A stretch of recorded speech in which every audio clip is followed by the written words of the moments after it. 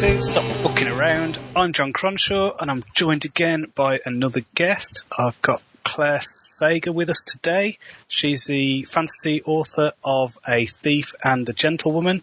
Now, this book is huge. I wanted to talk to her about completing big projects and also the kind of different methods that you use depending on, the size of a project you're doing, because one size doesn't fit all. Your book, I worked this out, I think you mentioned a while ago that your book is 170,000 words, which is the same length as my entire Wasteland trilogy and the prequel novella. Yeah, it's 185,000, but yeah. Oh, okay. So with the short sorry as well. Let's just add another novelette onto that.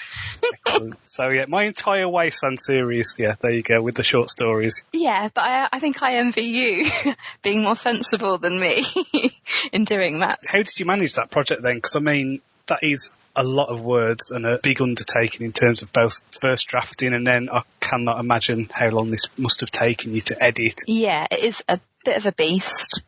It's a little bit of an odd one because it's the first novel I've completed despite, sort of when I was much younger. See, if I hadn't had this podcast back when I was a teenager, I'd have finished the first book much sooner, but there you go. You have to time travel and send it back.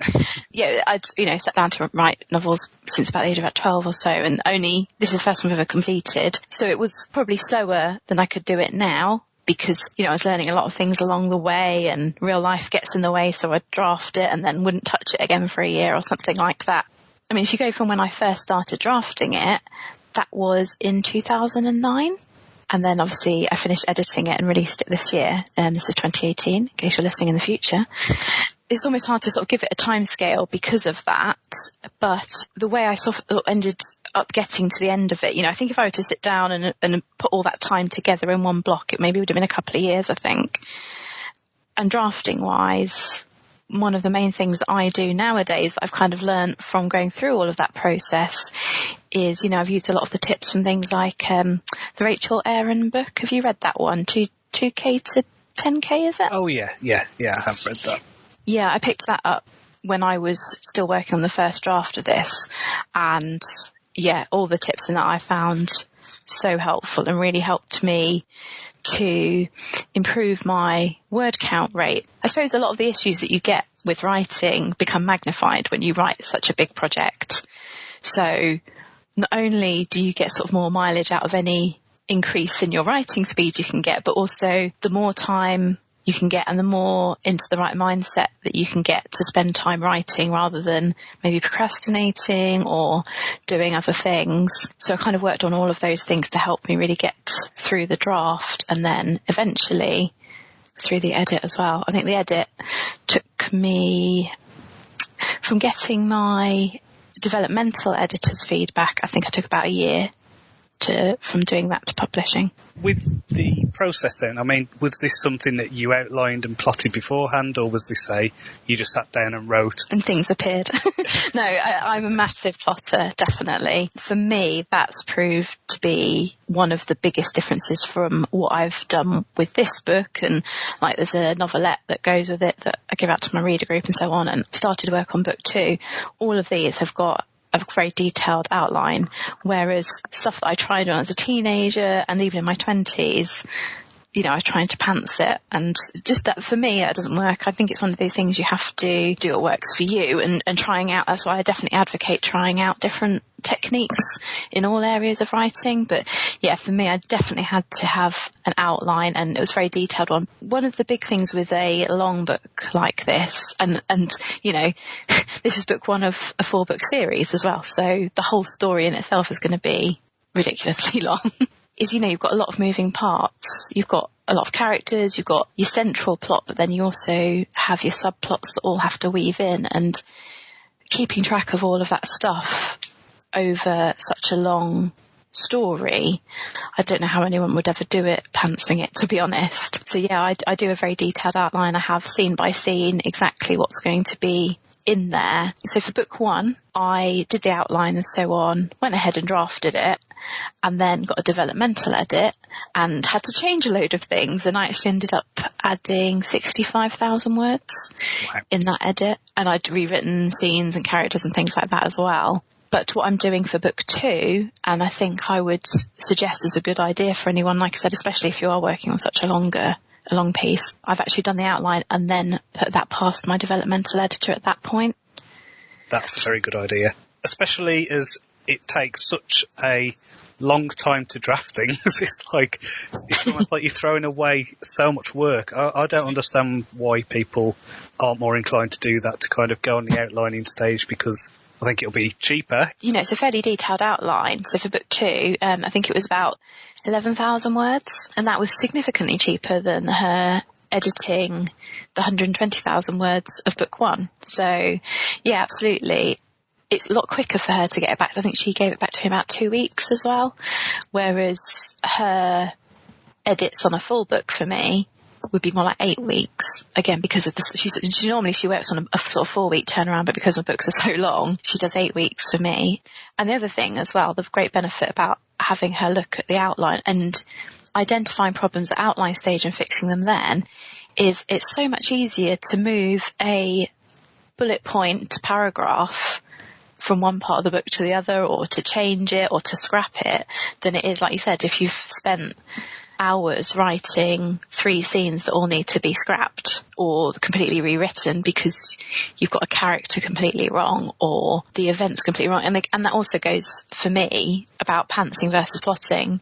If you've already planned it out and you know what you need to write, you know who done it, you know what clues you need to seed in different parts of the story, that again just saves you dead ends and writing yourself into a corner in future. And like I said, if you want to pants it, that all power to you, but I don't know how you do it. I'm amazed at people who do. It's weird for me, for the series that I'm on at the minute. I feel like I've almost gone more towards pantsing and less outlining. My outline for Blind Gambit was nearly 4,000 words for a 60,000 word novel, and now, this is going to be a 500,000 word series by the time it's done. And I think it's 22 bullet points for the series, which is basically 22 sentences where, okay, I know at the end of this episode, this is where it needs to end. And then everything else is up for grabs. So it's I know the episode I'm writing at the minute, which is episode 6, is basically, if you're following the hero's journey, this is the journey to the other world. It's crossing the threshold. So my character is literally on a ship to another land, and there's stuff going on in that. It's a standalone story on its own, but then it fits into this big wider structure. Yeah. I look back over the edits and I think, okay, I am actually hitting maybe it's just because I've done it a few times. That's what I was going to say, actually, yeah. I'm getting the thing of, right, okay, every scene needs an inciting incident, every scene needs a progressive complication, and, that's kind of where I'm thinking. And I'm just wondering, for yourself, do you have any formulas or something like the hero's journey or, Save the Cat or something like that you follow when you're writing, or is it literally, I know where I need to go? So in book 1, when I first outlined that, it was actually for my master's degree.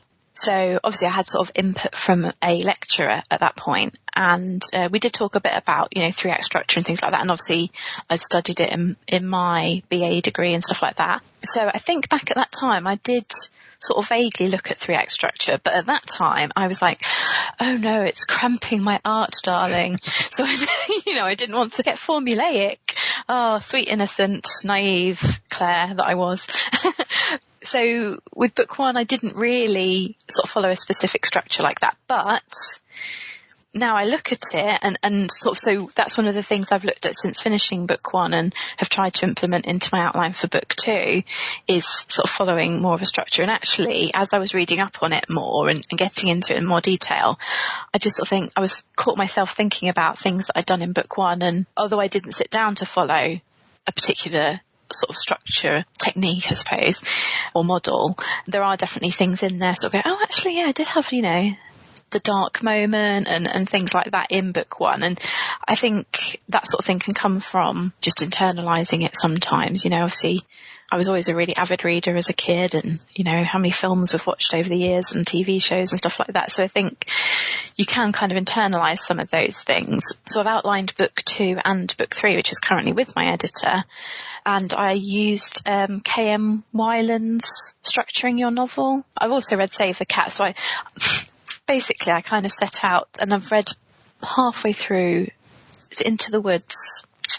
Yeah, I'm about halfway through that. I find that one really difficult. A bit heavy. Yeah, it is, I think. And it's quite beautiful, but it feels quite sort of theoretical as well. It feels like something that a university lecturer would be telling me about, if that makes sense. Yeah. Like, kind of, you know, goes into so much depth, whereas actually what I need to know is X, Y, and Z, whereas it's covering all the way from A to Z. So yeah, I kind of pulled in a bit of Save the Cat and a bit of Take Off Your Pants. Yeah. And I'm just looking at my shelf next to the desk now. Story Grid. I looked a bit at that, but I need to go back and reread that and take sort of notes to kind of distill it a bit more, I think. But yeah, it's kind of a bit of all of those. Weighty one, isn't it? That one. Yeah. Yeah, exactly. And it's like, you could have written this book in like half the space, I think, and given me the same information. But anyway. Have you ever read any of Robert McKee's books, like Story and Dialogue? I think they're excellent. Do you know what? I've got one of them in my to-be-read pile. I think it's Dialogue. And I went to pick up Story a while back, and it looks like it was out of print. I generally read fiction on ebook, but I like to read non-fiction in paperback, you know, so I can put in tabs and stuff like that. So I wanted to get the paperback, and I was like, so I'll go back and check in case it was just temporarily out. But yeah. What I like about Dialogue especially is that taught me about subtext, like in a really useful way. Because, you know, I'd heard about it a lot before, but actually seeing the examples and going, okay, now I understand. So, yeah, and then just watching some good films like Lost in Translation, which I think are mentioned repeatedly on this podcast. But I think you have, yeah. Like that in terms of subtext and dialogue is just like you study that and so yeah, I sort of took those books, and because I'm a bit of a nerd for things like this, I did a spreadsheet that's mostly based on the K.M. Weiland Structuring Your Novel book. So I've done it so it's a row fit, you know, Act 1, Act 2, Part 1, Act 2, Part 2, Act 3, and so sort of divided it into 4 and then put in roughly where each thing should happen. So each cell in the spreadsheet would be a scene.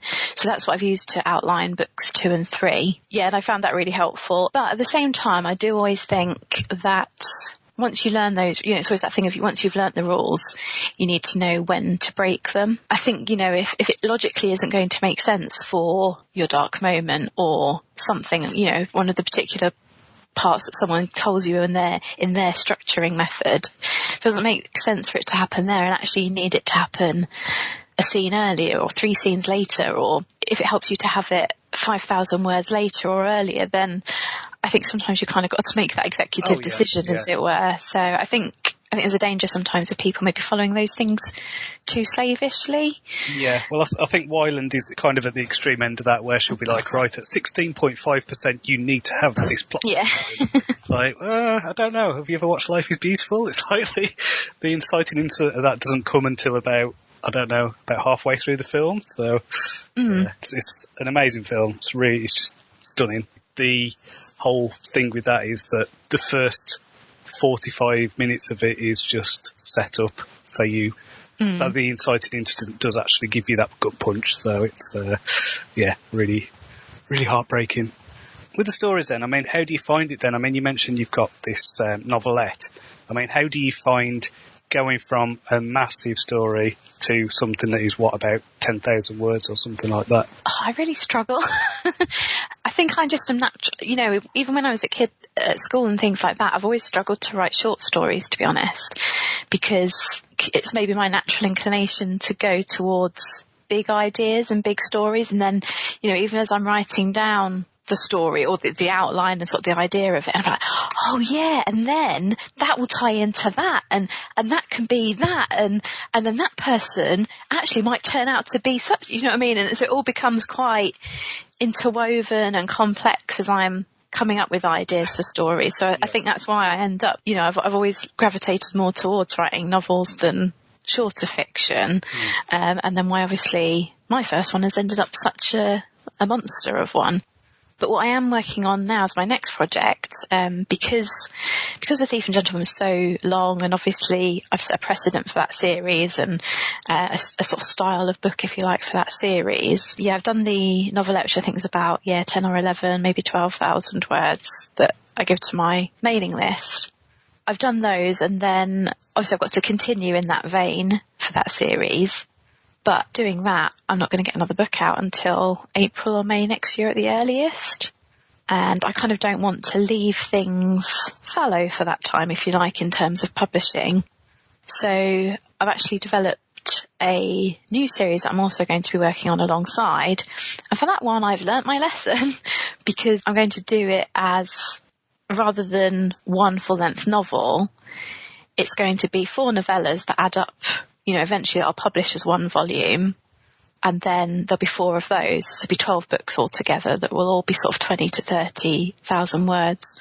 I've outlined the overall series, and then I've outlined the first 4 novellas mostly that needs a bit of adjustment and so on. And for me, that works a lot better because I haven't got the thing of, it's just a novella, because it's part of this, 12-book series, essentially. For me, I can still come at it with my mad, complex ideas and sort of springboard off into different things without feeling too stifled by working on a short piece. That's an interesting, you'd say it'd be stifled. It's like, I don't know. I find it more, I really thrive with that thing of knowing that I've got to kind of be disciplined and focused, and I find that more beneficial to me to go, right, I've got to get this done within 20,000 words rather than 50. Or I think as well, maybe for me, it's not necessarily that I write very sort of purple prose or anything like that. People, a lot of in fact, the main feedback I got back from my developmental editor and a couple of my initial readers before I edited was that actually I scrimped on description and the pacing was too fast. So I had to actually slow myself down in adding those 65,000 words to make it 185,000. So I think it's not like I sort of bulk it out with excess description, one of those things with some fantasy is that you can end up with a ton of world building in there that really doesn't need to be there. Yes, Tolkien, I'm looking at you. Yeah, I sort of don't tend to do that. So I think it's just a lot happens. Is it your method then with the novellas? Is it basically you're really planning just another big novel, or are you kind of seeing these as individual stories that all resolve themselves and all that? I'm just kind of wondering if there's any difference in the way you're kind of approaching the shorter stories. Yeah, I've kind of done almost like a nested structure is how I kind of think of it. So the overall series story is split into 4. So you've got Act 1, first half of Act 2, second half of Act 2, and then Act 3. So each of those acts are essentially going to be a novel, but then each novel is split into 4 as well. Again, Act 1, 2.1, 2.2, and 3. So each of those novellas, like I say, 4 of them will add up towards one novel. Yeah, I have structured it in a way that the individual book fits that structure. I've definitely had to twiddle around with things a lot more, because I'm sort of breaking the rules with those novellas because, there'd be so few scenes compared to what I'm normally used to having. So yeah, I've kind of done that as a bit of a nested structure. I personally like my series when I'm reading to have an overall story. I hate it when I pick up a book and it's the second one in the series. I've really enjoyed the first one, and the second one, I like it to directly follow on from book 1. I know not everybody does, but that's my preference as a reader.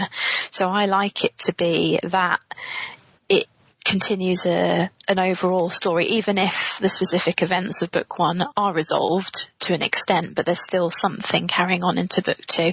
I don't really like picking up a book 2 and then it treats me like I'm a brand new reader. So these ones, this novella series that I'm doing, it will be that the first 4 books, if you read that first novella, you need to read the next novella. So I'm trying to sort of balance having not necessarily cliffhangers, but that impetus to keep reading like you'd have in a serial. Yeah. Well, that's what I'm trying to do with mine, actually. Yeah. I'm caught, hooks at the end. So the main point of the story will resolve, but then there's enough that's still open to keep the reader interested. So, for example, I don't know, like the first couple of episodes of my series is all about this girl. She's just coming into womanhood, and this has basically triggered a whole bunch of things where she's got to get this kind of magical blessing, and she gets an arranged marriage, and all of this stuff's going on. She gets the ceremonies, and that's okay, and she meets her husband, who's horrible, and that's okay. But then at the end of each episode, I'm kind of adding in another loop or flipping an assumption on its head. So you're going into the next book going, oh my goodness, what's this about? Why has this suddenly happened? I mean, there is a thing as well of having a magical awakening occur at the end of an episode. So then you go, yeah. Hopefully want to like carry on, and because it is building up to that, and there's all these clues along the way. But the ending of the episode it's fulfilling in the sense that you're getting what you're expecting, but then it's like that will hopefully then raise several questions for the reader, and how is this going to go forward? Why did this happen? And the next episode is about her trying to work out what happened, and then that leads on to other things, and exactly. Yeah, I like to think of it always. I can't remember what podcast I was listening to that a few years ago now, and they kind of spoke about the difference between cliffhangers and game changers, and I like to think of it like that. Buffy, for example, is always the one I think of. Buffy, at the end of one of the seasons, I don't remember which, they introduce Buffy's little sister, or was it the end of an episode? I can't remember. I think it was the end of the series. They introduce her little sister, who just suddenly appears out of nowhere, and you're like, wait, what? For me, that's a game changer because it changes the lay of the land, if you like. It's a new situation, a new circumstance, and you're interested to come back. You're like, well, how has this happened? Where has she appeared from? And how is this going to affect the future? So that, to me, is a game changer. And like I said, I think Buffy did that really well on an episode level and on a season level. Whereas, I won't name it, but a few years ago, I read a book and I got to the end of the first book. It was a series, that's fine. And like I said, I do like the story to continue through rather than them to be complete standalones. But this one, the whole of this first book had been leading up to a big battle between essentially the goodies and the baddies. And at the end of the book, you get to the place where they know, and that it's supernatural, so it's going to be this date because that's when the full moon is, or whatever it was. They go to that place, they start the fight, this character goes running off here, and this character has to stay over here and do a ritual to stop the gateway opening and for the baddies to come through, and then it stopped. While they're still in the middle of the fight, the other characters run off. This character has just failed in the ritual, or is trying to do the ritual, I can't remember, but it stopped literally midway through the fight. And to me, that's a really bad cliffhanger. It's not the full story. It's like, I think you need the full story arc. Mm-hmm. And then I think that's a really good way of putting the game changer thing. I think you can add that, or you can add intrigue. I don't know if you've ever read Gene Wolfe's Book of the New Sun. He basically ends every book. It's like a journey of this guy called Severian. And at the end of each book, he comes to a gate, or, some kind of portal entrance or something. And it's like, because it's some weird narration, he's like, dear readers, I understand if you don't want to come along with me anymore. And like, I love that because it's resolved whatever was going on in the book, but you are then at this point of...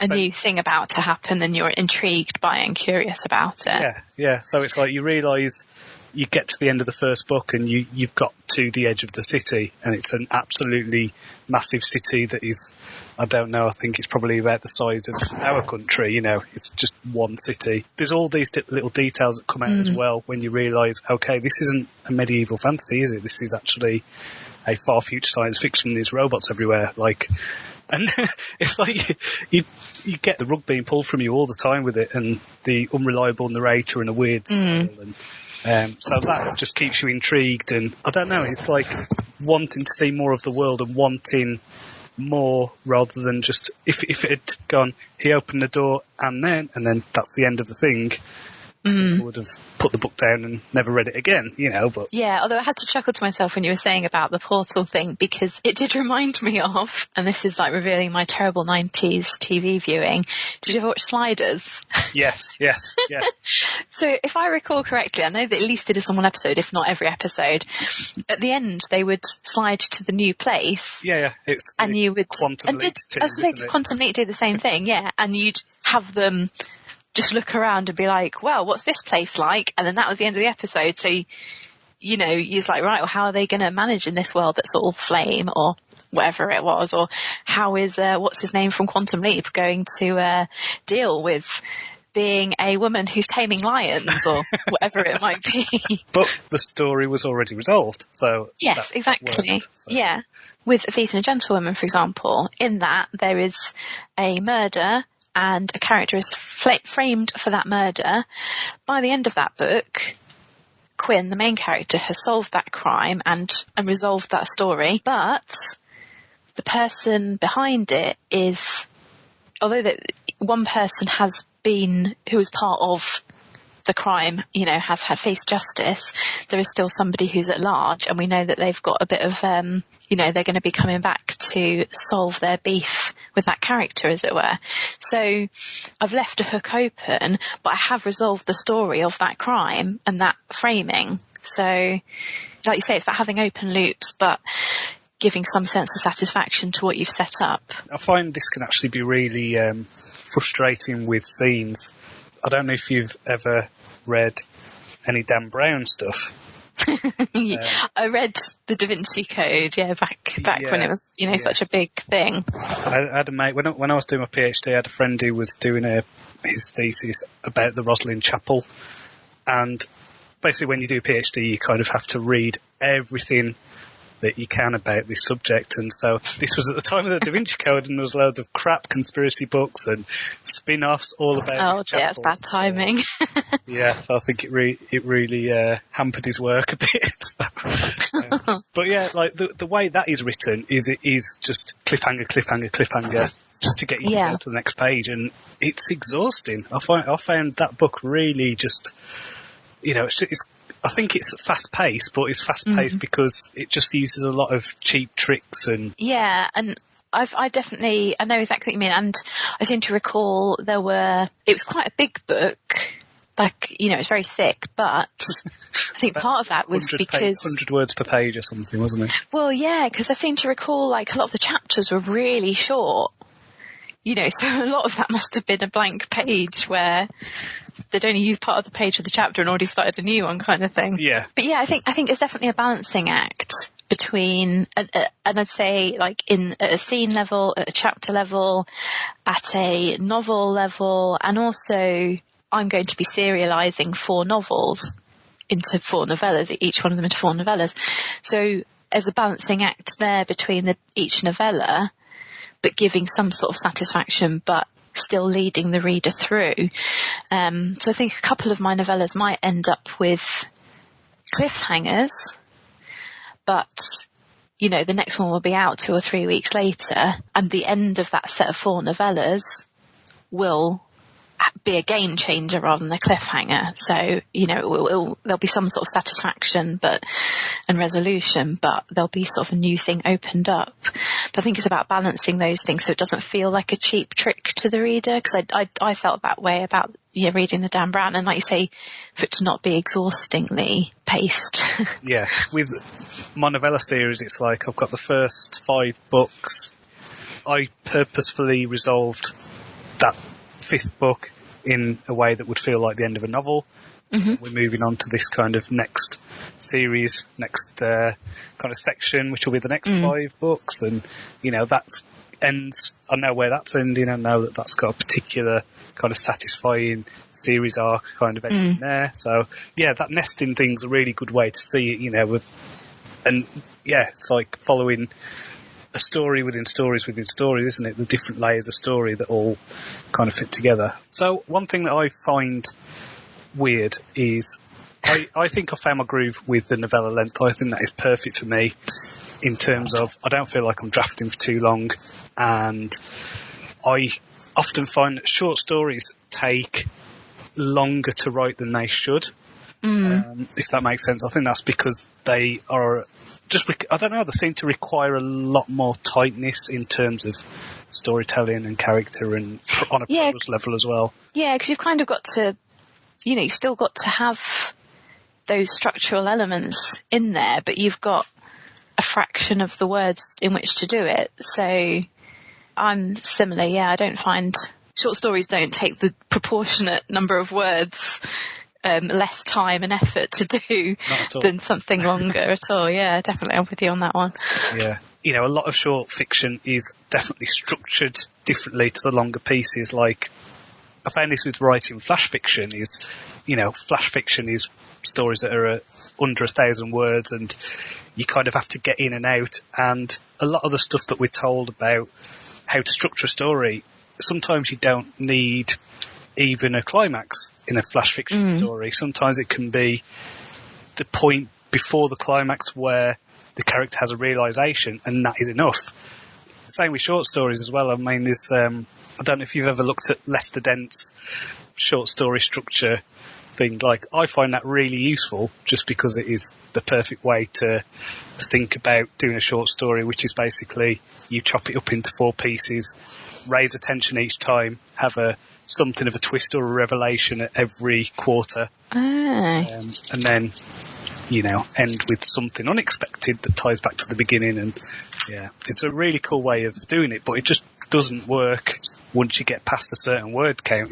So you've written this really long book, and I don't know, you seem a bit like not bitter about it, but maybe a bit of regret or something there. I don't know, but I mean, what have you learned from this? Is there anything positive about the experience of writing a long book? I suppose I've been kind of mean about long books, and you absolutely can write a long book. Maybe some of the benefits are a bit harder to quantify because it's not necessarily, if you write a series of novellas, obviously you've got more chances to make money and things like that, but you can't, if my book's 3 or 4 times the length of someone else's book, I can't charge 3 or 4 times the amount. So I think it's maybe easier sometimes to see the benefits of writing shorter books because they're more quantifiable. But I think some of the benefits of writing a longer work, because my plan is to continue writing, almost having like a series that has long books and then another series that has those shorter books and alternating between them, because I think there's real benefit on both sides. So I have sounded like a bit down on long books. I do think if you can maintain a pace with them, I think they can make really addictive reading. So although my book's 185,000 words, we should make this a drinking game. Every time you say that number, you should drink. A lot of people have commented, like in my reviews and things like that, it's actually really gripping read and very pacey, and people have said that they sat there and they ended up staying up till 3 o'clock in the morning because they couldn't put it down until they'd finished it, even though it's that long. And I think if you can get that pacing right, then it's really addictive and there's less chance of the reader putting it down. Whereas if you've got a novella series, like we were talking about, so maybe you have the same number of words, but it's actually 6 novellas, then when they get to the end of that novella, even if you've given them a very tasty cliffhanger that's got them wanting to come back, it's still a signal to their brain, well, I finished that book, and they could put it down and walk away. Whereas if you've got one long book, they've not got quite that same signal and quite the same sense of finality. You get to the end of a chapter, it's not the same as getting to the end of a shorter book. So I think that's a definite benefit. And another thing that's sort of come through on some of my reviews or comments people have made to me on social media is that I think readers feel that they're getting real value for money. So obviously, as an unknown author, my first book out, people are getting, I think on Kindle it's over 900 pages. The paperback is about 650 or something like that. And a lot of people have commented that the font size is small, so it maybe should even have been more than that. But people have said, I feel like I'm getting a lot from it. And that way, for future books in the series, I'll probably keep this one at its current price. But I think, you've kind of done the work then to maybe charge $4.99, $5.99 potentially for future instalments. So that's something to maybe think about. At the moment, I don't really have the data, and like I said, it's maybe a qualitative thing rather than a quantitative thing, but I feel like it's maybe more immersive because it's longer. They feel like they've gone on a real, a long journey with those characters. They've spent hours and hours reading that book.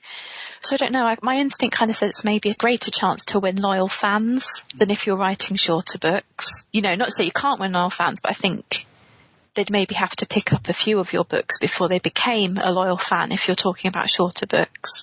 And also, the most important thing is that I've now got a massive book on my shelf that's got my name on it. The spine is like 1 3/4, nearly 2 inches. You could probably break someone's nose with this book, and this is just a paperback. So, it does feel like an achievement and, it looks quite impressive on your bookshelf. So that's another pro of doing a longer book as well. So don't be put off by what I've said so far. Excellent. You did the masters and things. I mean, did you do much in terms of short story writing there or anything like that, or has it all been just focused on the novel side?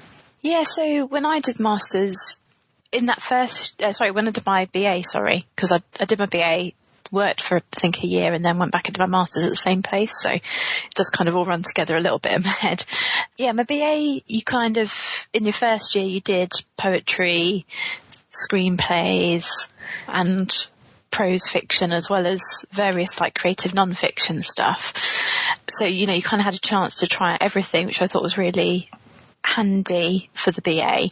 In the masters, you chose from the start whether you wanted to specialise in fiction, screenplay, poetry, and I think you could also do creative non-fiction like memoir or something like that. And it actually ended up that all of us did straight up fiction. So the MA, I think we did do a couple of short stories.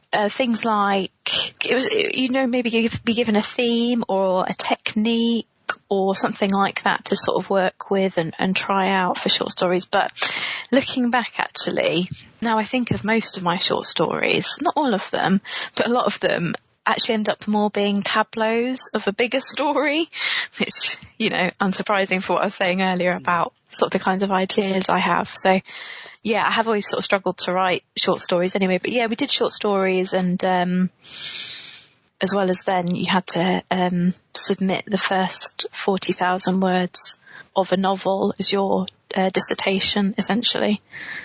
On this podcast, I talk a lot about structure and, I don't know, the macro stuff of getting the stories done and all the kind of tricks you can do for that. But I'm thinking in terms of, I've not done a master's in creative writing, anything like that. Are there any kind of tips or anything that you got from your masters in terms of writing on a sentence level? I'd say between my masters and my BA, we did a lot of work at that kind of level. So I'd say I'm probably better at the craft of, on a sentence level type writing, as opposed to, I think, a lot of the things in terms of structure and sort of working in commercial fiction, I'd say is more stuff I've learned after or independently.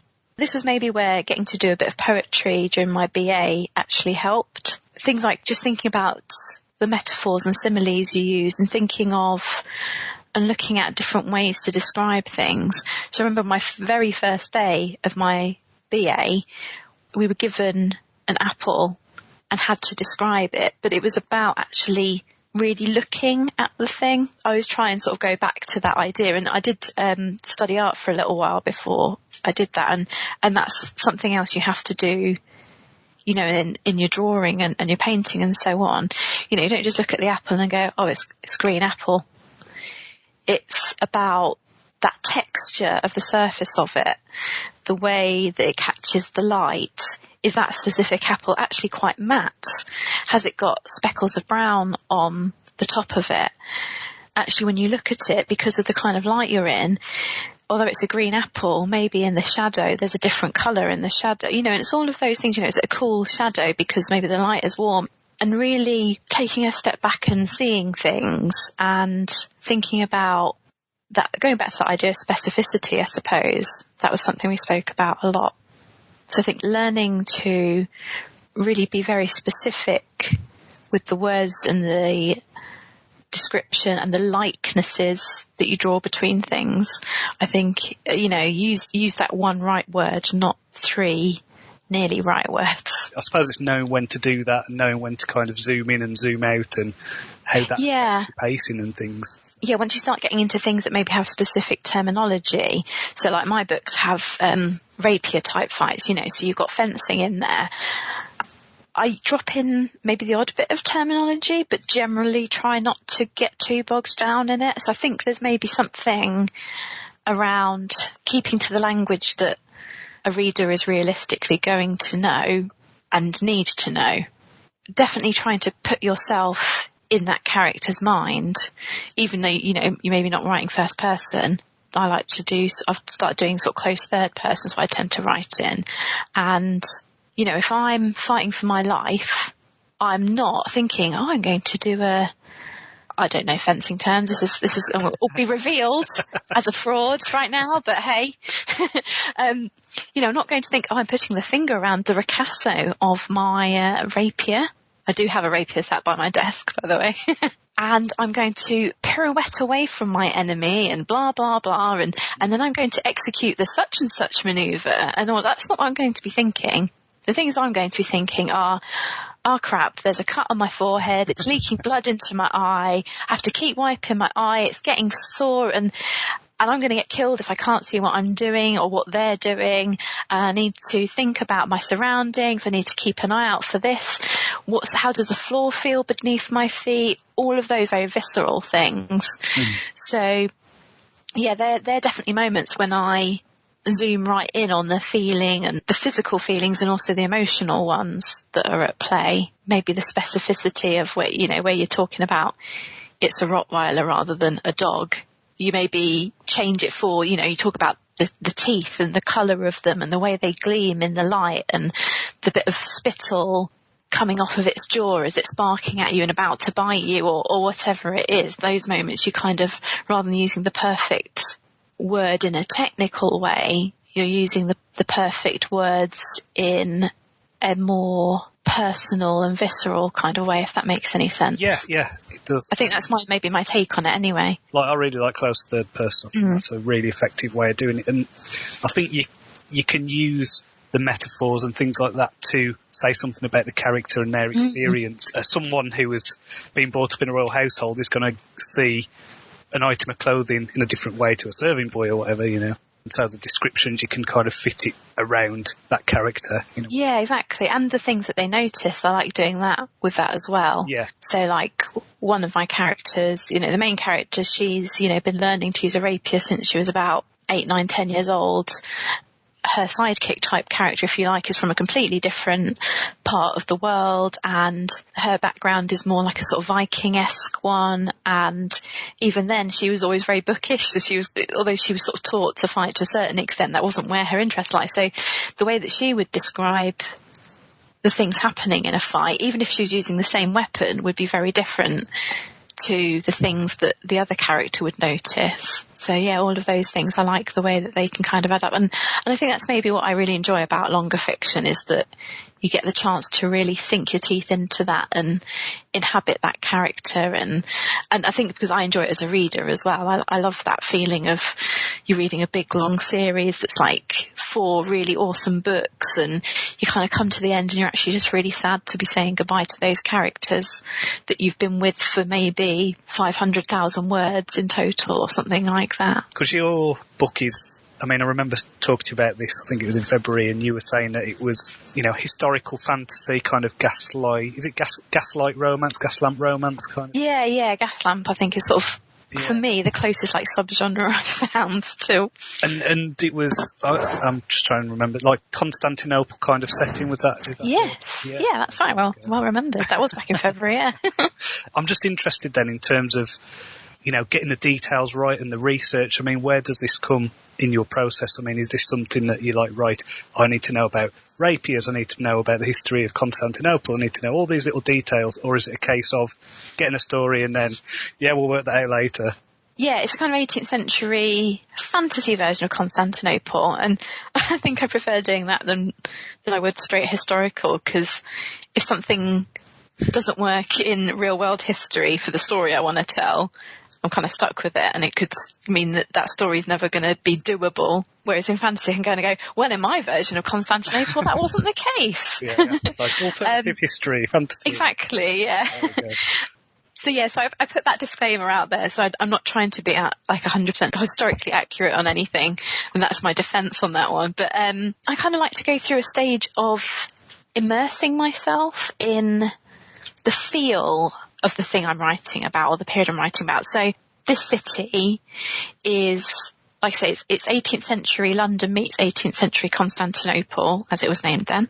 So I watched quite a lot of films and TV shows set in the 18th century and sort of read bits and pieces of history from those eras and places, and just sort of little things I became that I was interested in and maybe became a bit obsessed with. So one of the key things for me is the masquerade ball and that kind of idea. And there's actually a pivotal scene in the story that is set in a masquerade ball. And as I was reading up about them, I think it was literally just Wikipedia on this particular thing that I read. But, you know, I kind of let myself go down the rabbit holes, if you like, because I was building up a picture of what my world was going to be like, what my version of Europe was going to be like. And I just let myself sort of follow rabbit holes and things like the kinds of things you try not to do when you're trying not to procrastinate. But I was letting myself do them to kind of, like I say, see where it take me. And one of the things that I read about was that, I want to say it was King Gustav III of Sweden, I think, off the top of my head, was actually assassinated at a masquerade ball. And I just sort of was like, found that really interesting, and sort of read more and more about what happened, you know, in that situation. So, and that gave me a bit of a springboard for things that I wanted to write about. So although I didn't sit there and go, well, what was Constantinople like then? I sort of read, if you like, little snippets and tidbits of information that I could A, drop in as little droplets, and then B, like I say, be almost like springboards for my own ideas and things like that. So that's what I think I like to do in terms of research. But yeah, not get too bogged down in, oh, well, you know, in Europe in the 18th century, they didn't really have cotton so much because they didn't like to bring it over from America because of politics and blah, blah, blah. You know, that wasn't relevant. That actually sounds really similar to how I've been doing my research for my series, actually, is getting the feel and the immersion. So, you know, I spoke about this episode where she's on a ship, and so I was going to say, you've been doing nautical fantasy, haven't you? Yeah, I've been reading. I need to hit you up for some recommendations, actually, because that novella series I've been talking about is, I'm calling it my pirate series at the moment, so cool. I might be hitting you up for some recommendations. Yeah. So you know, reading some nautical fantasy and just generally, you know, like things like Master and Commander, and watching the film, reading the book, and then going to the Maritime Museum and just kind of having a walk along the seafront, and with that in mind of like the feel of the sea and the waves and the salt and, you know, all that kind of stuff. And then just, yeah, watching videos on YouTube, which was tours of boats. Like, that was really cool. And, you know, just doing little things like that where you pick up little details, little nuggets of information that, like, you know, knowing about what the people ate on HMS Victory and the fact that the cheese would have red worms in and stuff like that, which is just disgusting. But yeah, that's going to feature in my thing because it's a detail, it's realistic. And, you know, I've also figured out the solution of, I am writing from my character's perspective, so she will refer to it as a boat and not a sloop or a bark. Yes, exactly. Yeah, and won't know that these ropes are called rigging, and, you know. Yeah, and like she might at some point hear someone else call it that, so she'll then have kind of maybe learnt that term, or she'll be like, oh, what do you mean by that? But then as a reader, you've almost got like that outside knowledge as well. So yeah.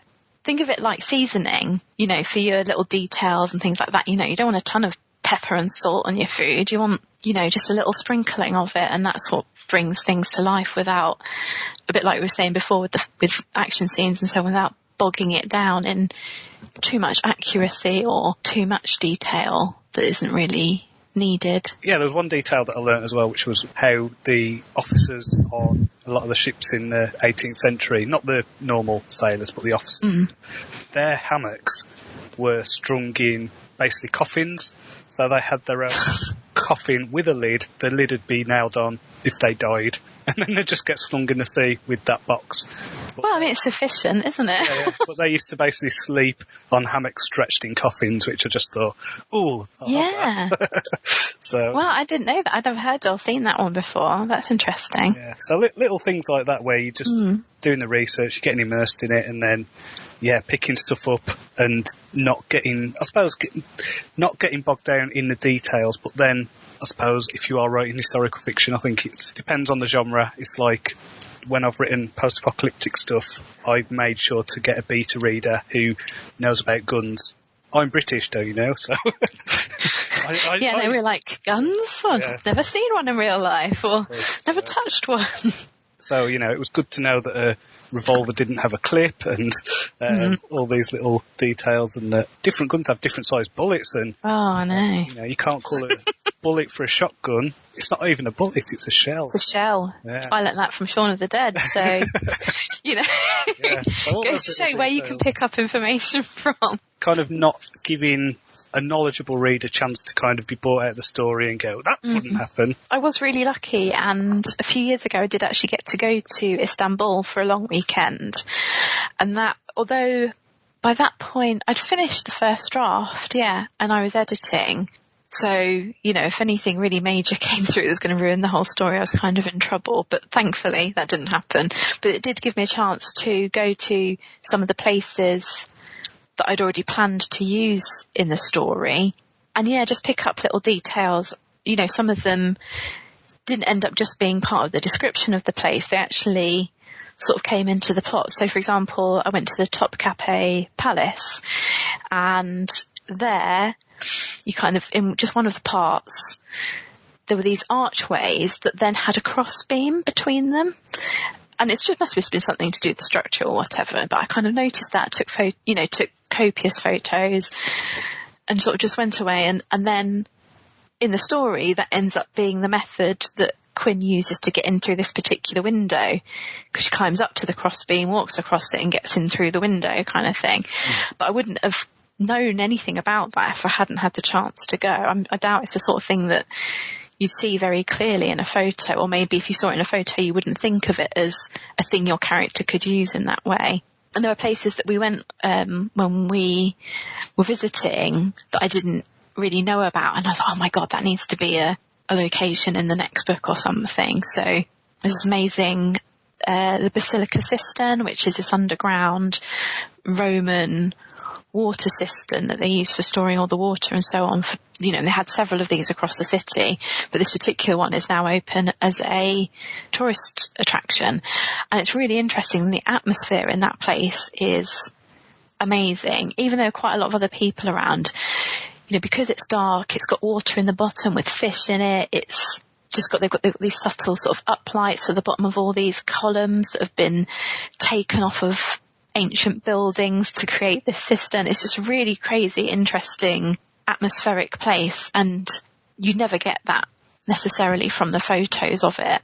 Sort of getting to go somewhere like that, like you say, getting to go down to the sea and really think about the smell and the feel of the wind and the quality of the sound of the waves at different areas along the shore and things like that. All of those just little details. Don't spend 10 pages describing them. You're not, like I said, you're not Tolkien. Sorry, Tolkien. But, just adding that, just that one sentence sometimes is what brings a place to life, or a character or something. Just, saying a few words that then lets the reader kind of fill in the rest. But if you get those few words that you do use right, it makes their picture all the richer. And I think this is a case as well of just paying attention to your surroundings, because you never know when something is just going to give you a spark of an idea or give you a solution to something in your stories. Like, the whole reason I am doing this series now is because, well, I've been thinking about it for over a decade. So I think it was in 2007, we went to visit Holy Island in Northumberland. I don't know if you've ever been there, but no, it's basically a priory, and it's tidally locked. So you can only get to it at certain times of the day on a tidal causeway. And I just thought you could have so much fun with a story based on this, and all the kind of. I was thinking more of a mystery story when I first thought about it. That trapped kind of room where people are stuck on a place until the tide goes out or whatever. And the story I'm on now is it is basically set on a fantasy version of, I don't know, a cross between Holy Island and Dover Castle. So it's. Yeah. Where's the best place to find you online then? I can be found at claresager.com, and I'll spell that out because both parts of my name tend to get misspelled. So it's CLARESAGER, and I've got links on there to my book. If you want to get that novella, that's on there. And I've got a podcast as well, Confessions of a First-Time Writer. And I hope one day I'll be able to make it Confessions of a Full-Time Writer, but for now it's first time. And I'm floating around on social media, but there are links on the website for that as well. So remember, you can get the Stop Booking Around book. It's on Kindle and Audible and paperback and all that good stuff. If you haven't done so already, please do take a moment to leave a review wherever you get your podcast, just to help more people get to the show. So thanks again to Claire. So until next time, cheerio.